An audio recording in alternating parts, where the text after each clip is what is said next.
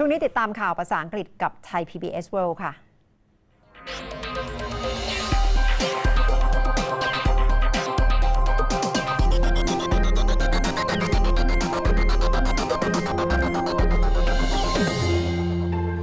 A series of major meetings of ASEAN are taking place in Bangkok this week as Thailand is chair of ASEAN. Major meeting is Foreign Minister meeting or ASEAN Regional Forum are also taking place this week. And when talking about regional cooperation, ASEAN is not alone and ASEAN is not only about 10 member states because for regional bloc, ASEAN has good relations with EU or the European Union with having 28 member states.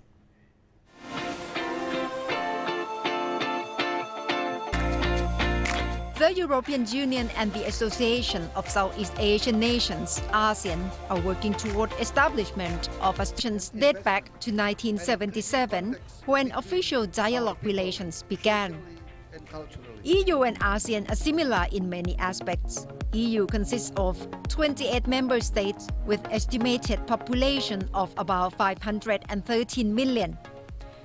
ASEAN has 10 member countries consisting of around 650 million. In the past 4 years, EU has appointed the first EU ambassador to ASEAN, Francisco Fontan.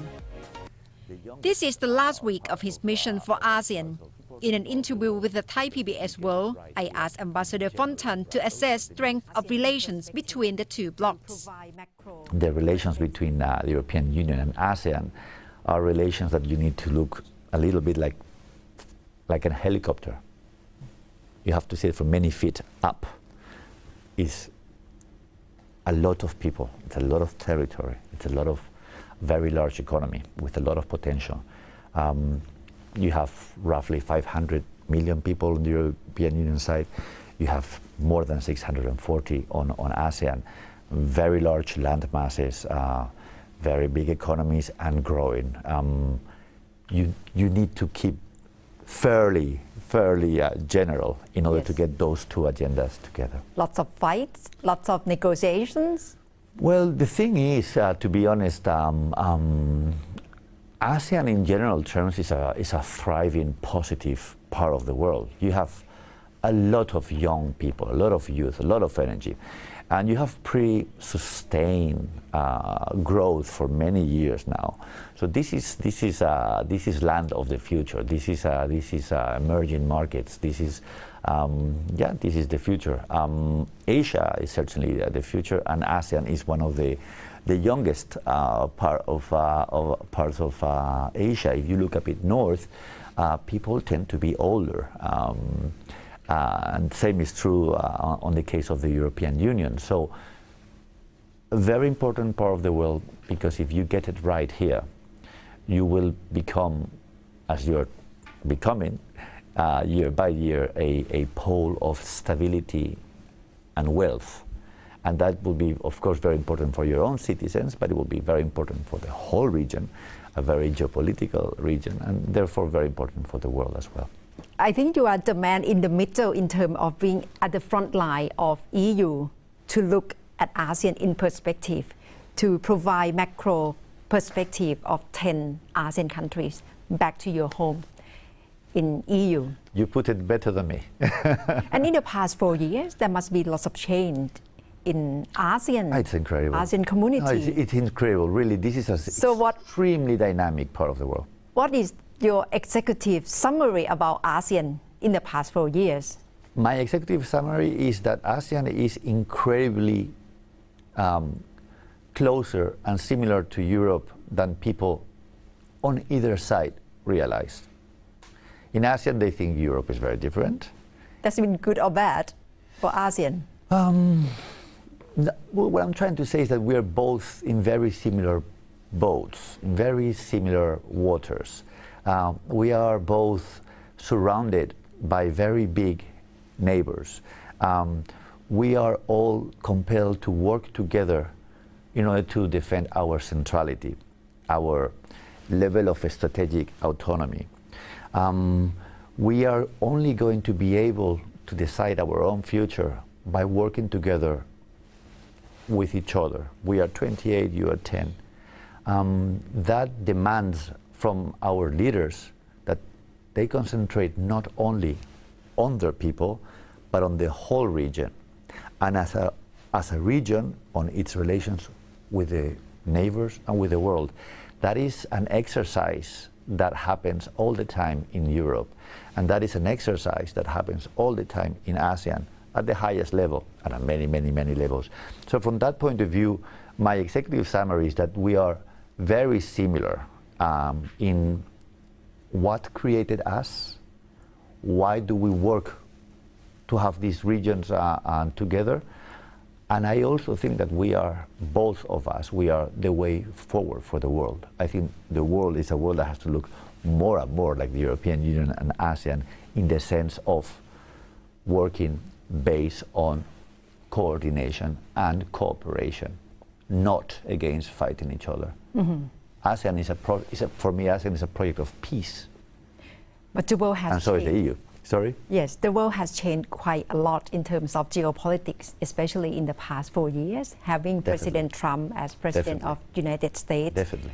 Brexit, still Definitely. quite shocking for the whole world. Definitely. Does it mean that in the near future, the next EU ambassador, the one who will follow you, will be the representative of 27 countries after Brexit really happened? And what will change the trajectory between EU and ASEAN?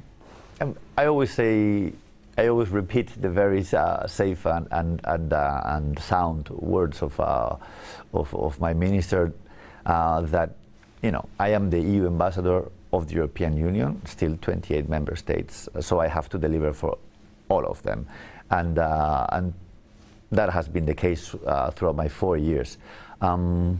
What happens in the future, we will have to look at that. And the number of 28 is never going to be stable in any case, because when I joined the EU, that was in 95. We were 12, and then we became 16, and then so it's an open process. It has been growing and growing and growing. I hope that we continue in that direction. So let's see what happens. I really don't think it's easy to speculate about the future. And in any case, in the specific case of the United Kingdom, is a very, very important European partner, and is always going to be. Geography is really stubborn. When you are in Southeast Asia, ASEAN is part of your life. When you are geographically in Europe, the European Union is always going to be part of your life. And at the same time, at the global level, the United Kingdom defends and sustains a number of values and objectives that are exactly the same as the European Union. So we're going to be very strong partners. We have been very strong partners for many years, and that is not going to change. Of that, I'm certain.